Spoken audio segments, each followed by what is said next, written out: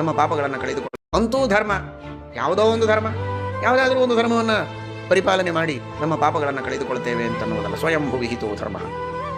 ಭಗವಂತ ಏನು ಶಾಸ್ತ್ರಗಳಲ್ಲಿ ವಿಧಾನ ಮಾಡಿದ್ದಾನೆ, ಯಾರಿಗೆ ಯಾವುದನ್ನು ಕರ್ತವ್ಯ ಅಂತ ವಿಧಾನ ಮಾಡಿದ್ದಾನೋ ಅದೇ ಧರ್ಮವನ್ನು ಮಾಡಿದರೇನೆ ಅವನಿಗೆ ಪಾಪದ ಪರಿಹಾರ.